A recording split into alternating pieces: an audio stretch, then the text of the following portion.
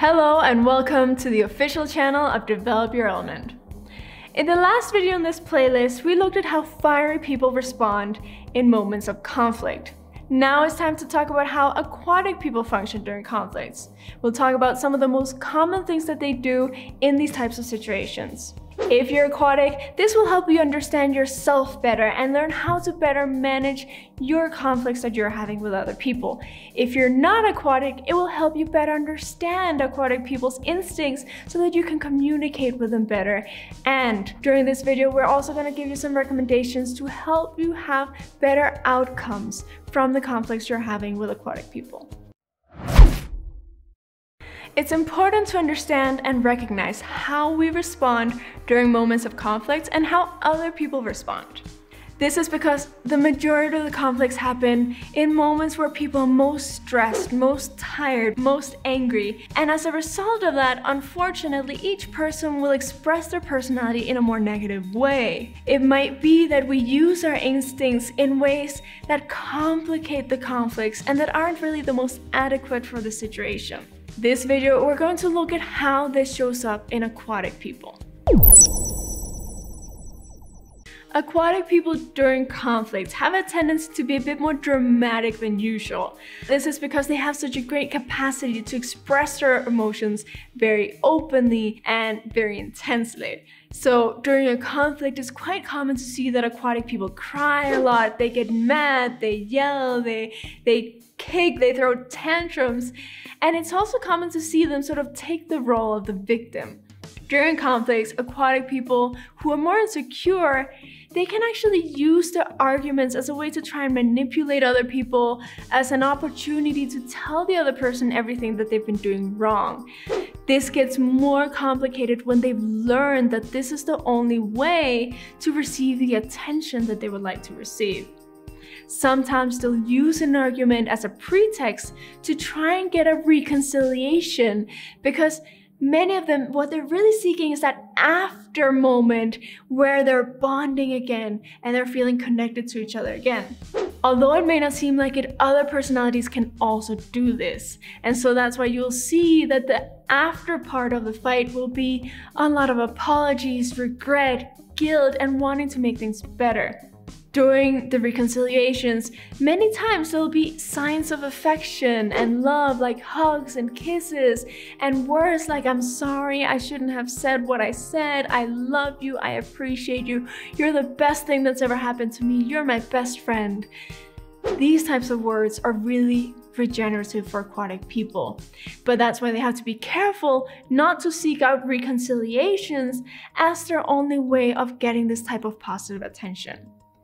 Aquatic people during conflicts will always try to express everything that they're feeling, because for them, the true solution is expressing themselves, everybody expressing themselves and feeling an emotional release.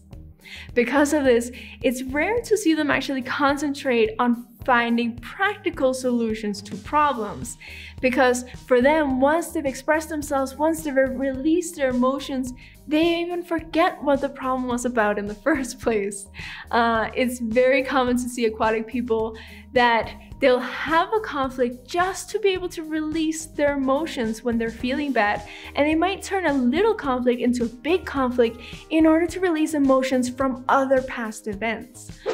This is a problem because most of the time, other people don't understand that this is what aquatic people are doing. One time in a class, there was a participant who one day woke up feeling really angry with their partner, and they didn't know how to communicate their anger. So during breakfast, they started being dramatic about not liking what they were having for breakfast. And they were doing this to sort of get out their anger. But the problem is that their partner saw the issue as not liking the breakfast. But for the participant, it was, hey, I woke up angry and I need to express it. So it was very difficult for them to find a solution for the conflict, because each one of them was looking for different types of solutions. Aquatic people who are more drained and more insecure, they'll take longer time overcoming conflicts because they can feed into their own grudges and remember all the bad things that somebody has done in the past. They might end up hating the person. They might end up being angry with the other person. They might even have a list of all the things that the other person has done to them. If you identify at all with this way of responding during conflicts, it's possible that you're slightly aquatic or very aquatic. And if you know other people who respond like this during conflicts, it's also quite likely that those people are aquatic. Now that you know how aquatic people respond during conflicts, I'd like to give you a few recommendations so that you can resolve those conflicts with more ease. First, the most important thing is that during the moment of conflict, don't suppress any of the instincts of other people or the ways in which they express their personality. But besides that, we're going to go a little bit more specific with the following tips. Allow them to express their emotions openly. If they want to cry, let them cry. If they want to get mad and yell, let them yell. If you try to suppress their emotions, it'll only make them get more angry, more frustrated, and feel worse than they already do. Besides, it'll make them bottle up their emotions and build more of a grudge against you. And that grudge will come out more intensely the next time that you have a conflict. Also, listen very attentively to them during conflicts. Sometimes all they need is somebody who listens, who understands, somebody who's by their side and not judging or criticizing them. Sometimes they really just need a friend.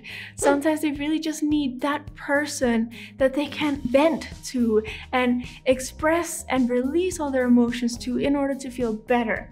So listen to them, but then try to guide them to a more positive outlook on the situation so they don't get stuck in the problems. Show them directly that you appreciate them, that you care for them, and that they're special in your life. Let them know that they don't need to fight with you in order to receive that positive, loving attention. That they don't need to make a drama in order to feel close to you. The more that you understand aquatic people, the easier it will be to resolve any type of difficult situation with them. So if you'd like to understand more about them, I recommend that you watch our other videos that talk about the aquatic type. Take into consideration that there are moments when it's a little bit better to leave a conflict for later. If you take the time for people to recharge, then you can return to a conflict using your personality in a more positive way than if you try to resolve it in the moment that you're drained. That's it for today's video. Please write to me in the comments what other things you think that aquatic people do during conflicts. If you liked this video, give it a like. If you loved it, share it with your loved ones. And if you want to know more, subscribe to our channel and press the little bell so that you get notifications each time we have a new video. In the next video, we're going to talk about what earthly people do during conflicts. So don't miss it.